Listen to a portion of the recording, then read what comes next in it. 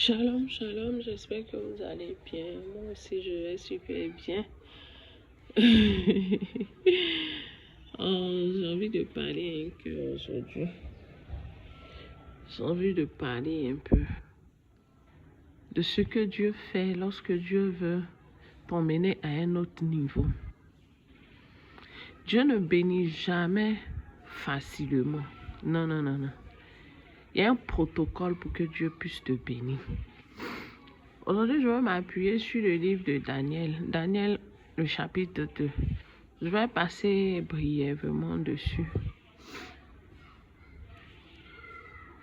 Dans le livre de Daniel, chapitre 2, Nabuchodonosor, qui était le grand roi en ce moment-là, au temps de Joachim, est allé en Israël. Il a vaincu Israël et il a décidé de partir avec des jeunes de la maison du roi, des jeunes nobles pour qu'ils puissent servir dans son royaume. Quand il est parti, et Daniel et ses 3 amis en faisaient partie.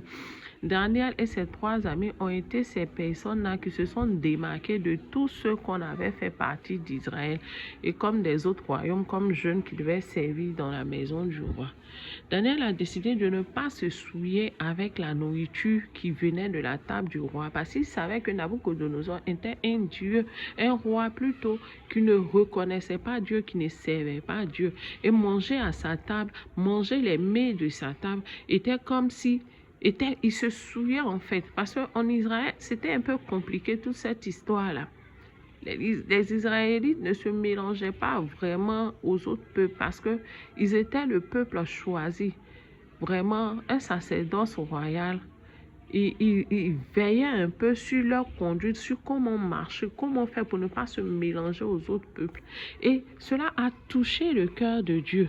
En plus du fait que Daniel ne voulait pas se souiller avec la nourriture du roi, Dieu leur a accordé la sagesse, la connaissance et beaucoup d'autres grâces.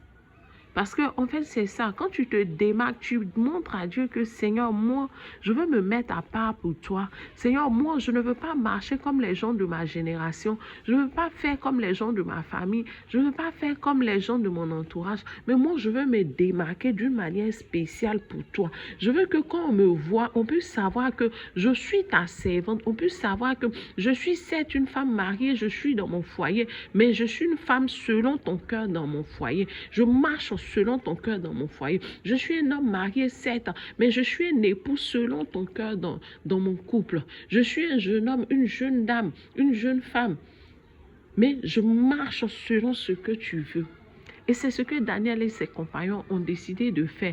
Et ils ont trouvé grâce aux yeux de Dieu. Il avait dit que Nabuchodonosor les a établis parce qu'il voulait qu'on les enseigne tout ce qui était science. Bon, je peux dire ça comme ça, occultisme et autres, parce qu'il voulait les utiliser dans ce domaine-là. Et c'était comme ça. Et Dieu leur a accordé une connaissance au-dessus des sages et des devins du royaume de Nabuchodonosor. Un matin, Dieu qui voulait bénir, moi je dis ça comme ça, Dieu qui voulait bénir Daniel et ses compagnons, puisque le protocole de Dieu pour te bénir, c'est pas que Dieu se réveille matin, il te bénit. Non, non, non. Il y a un examen à passer pour prouver à Dieu que Seigneur, moi là, je suis attaché à toi et je suis inébranlable, même s'il y a un décret de mort qui sonne sur ma vie. Et c'est comme ça, le roi fait un songe sur sa couche. Il se réveille. Il appelle tous les devins. Ils n'ont qu'à venir lui expliquer. Mais Dieu qui est là, quand il va te bénir, il crée des situations que toi-même là qui te dépassent.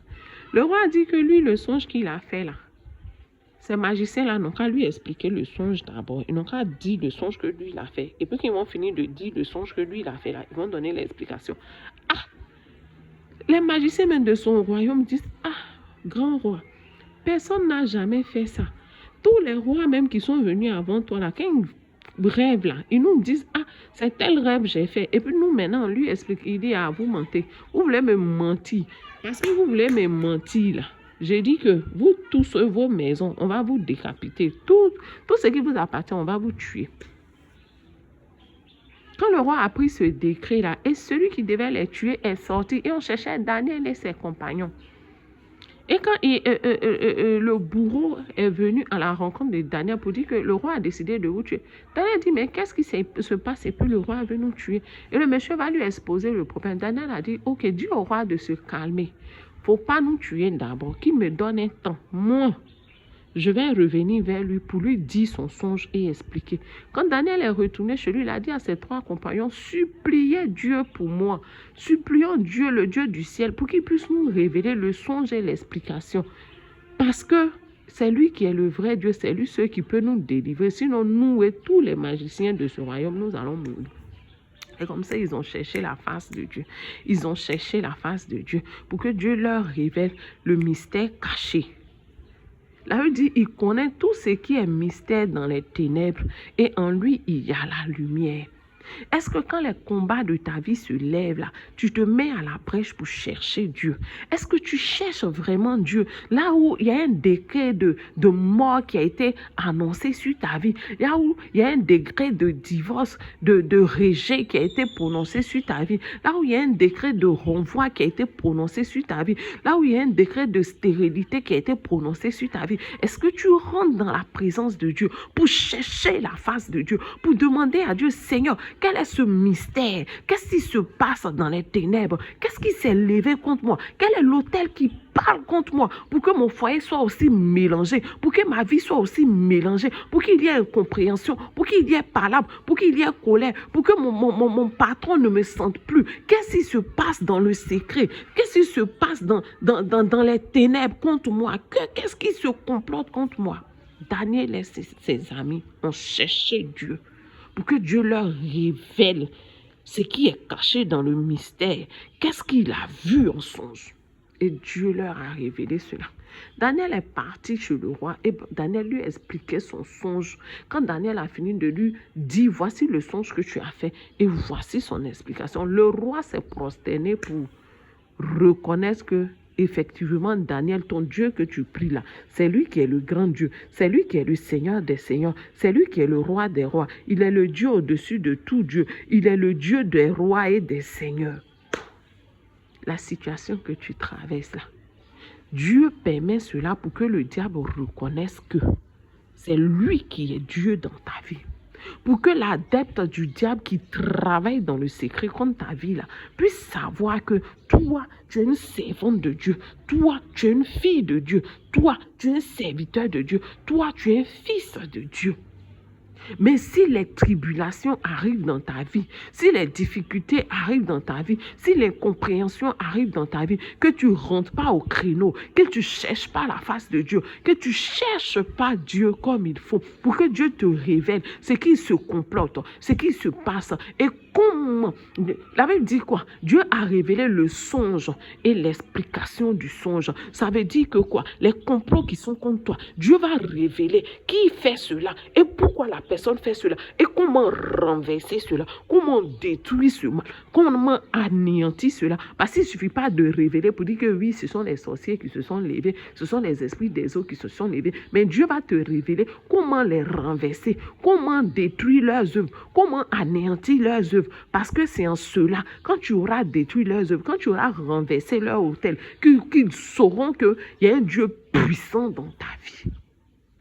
Et au sortir de là, le roi a élevé Daniel et ses compagnons au-dessus de tous les magiciens de son royaume. Les compagnons de Daniel sont devenus des intendants des provinces. Et Daniel lui-même était travaillait dans le palais avec le roi. Je veux dire à quelqu'un, la situation que tu traverses, là où il y a un décret de mort, là où il y a un décret d'infécondité, là où il y a un décret de fibrome, là où il y a un décret de myome, là où il y a un décret de trompe bouchée, là où il y a un décret de cancer, là où il y a un décret d'insuffisance rénale, là où il y a un décret de je ne sais pas. Je dis que c'est pour que Dieu puisse t'accorder la guérison. C'est pour que Dieu puisse t'accorder le miracle. C'est pour que Dieu puisse montrer aux yeux de tous qu'il est le véritable et le Seigneur dans ta vie. C'est ce que j'avais à partager à quelqu'un aujourd'hui. Sur ce, je m'arrête là. C'était Siam Esther. Dieu vous aime. Dieu vous aime. Dieu vous aime tellement. Ne l'oubliez jamais. Bye.